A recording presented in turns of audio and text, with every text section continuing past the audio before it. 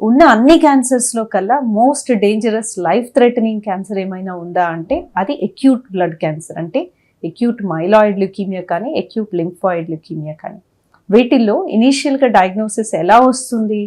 Blood counts తక్కువ అవ్వటము, అంటే రక్తం తక్కువ అవటము, ప్లేట్లెట్స్ తక్కువ అవటము, లేకపోతే తెల్ల రక్త కణాలు చాలా ఎక్కువగా ఉండటము, ఆర్ బ్లడ్లో బ్లాస్ట్ అనే కణాలు కనిపించటము, ఇలాంటివి వచ్చినప్పుడు మనకి డౌట్ వస్తుంది.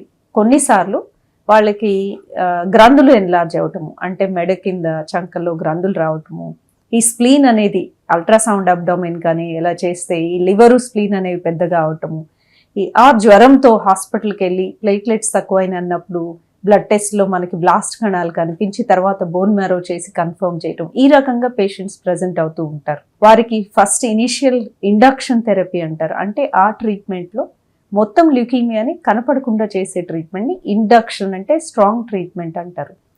ప్రతి ఒక్క ల్యూకీమియా పేషెంట్కి ఎయిమ్ ఆఫ్ ట్రీట్మెంట్ అనేది క్యూర్ చేయటం కోసం చూస్తాం. క్యూర్ అనేది సాధ్యమైన ల్యూకీమియాలో అంటే చాలా వరకు సాధ్యమవుతుందండి. కరెంట్గా చాలా రకాల కొత్త ట్రీట్మెంట్స్ ఉన్నాయి.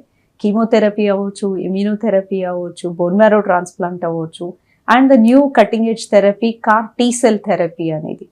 సో వివిధ రకాల ఆప్షన్స్ ఉన్నాయి. అట్లానే అందరినీ క్యూర్ చేయలేము. Good significant percentage, about 60 to 70% patients are having a long term survival.